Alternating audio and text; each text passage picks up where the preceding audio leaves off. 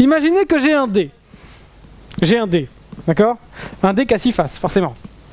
Sur ce dé, si je vous demande la probabilité, quelle est la probabilité lorsque je fais un lancer de tomber sur 6? J'ai une chance sur 6 faces, donc une chance sur 6. Ok, c'est ce qu'on va appeler la probabilité du succès. Donc en gros, il va y avoir ce qu'on appelle dans les exercices, la probabilité de ce qu'on cherche, la probabilité du succès. Quel est le succès lorsque je fais 6, lorsque je veux faire 6, lorsque je lance un dé? La probabilité de faire 6, c'est 1 sur 6. On est d'accord?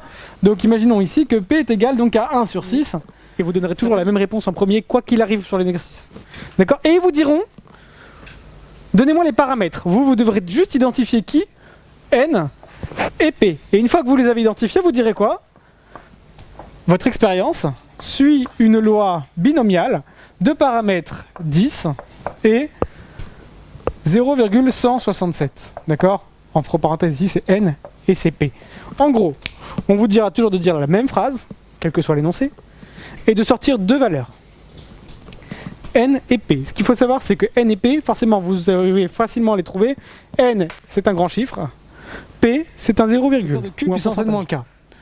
N-K. D'accord? Ça, en fait, quand vous la voyez, vous oubliez. Aujourd'hui, on a les calculatrices qui fait ce calcul à notre place. Donc tout ça, on l'oublie.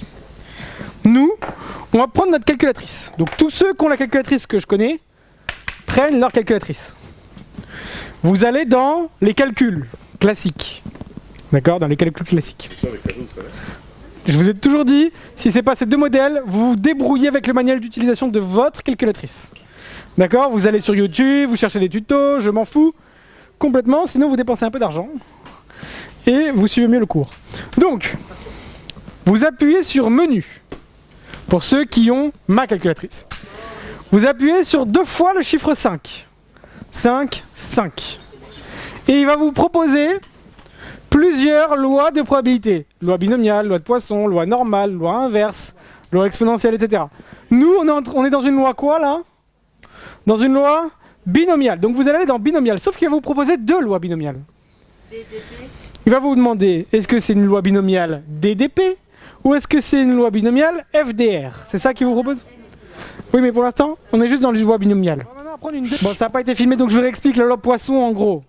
Il y a un mec qui s'appelle Poisson qui a inventé une loi, qui a dit, voilà, au lieu d'avoir N et P, moi je vais créer la même loi, mais avec un seul paramètre qui va s'appeler lambda.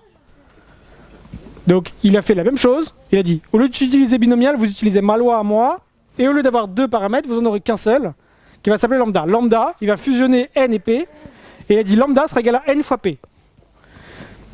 Quand je calcule le lambda dans les paramètres dans l'exercice que j'ai, je trouve lambda est égal à 1. Et la question sera exactement la même que pour la loi binomiale. Trouvez-moi P de Y égale à 1. Et P de Y inférieur ou égal à 1, et c'est normal que vous trouviez les mêmes résultats que pour la loi de Poisson. D'accord? Que pour la loi binomiale. La loi de Poisson, c'est ce qu'on appelle une approche de la loi binomiale, mais c'était plus simple de calculer à l'époque, quand il n'y avait pas les calculatrices. On devait faire des calculs un peu compliqués pour la loi binomiale, alors que la loi de Poisson, on mettait tout dans un tableau, et on pouvait le mettre plus facilement dans un tableau parce qu'il n'y avait qu'un seul paramètre et pas 2. C'est tout, c'est juste ça.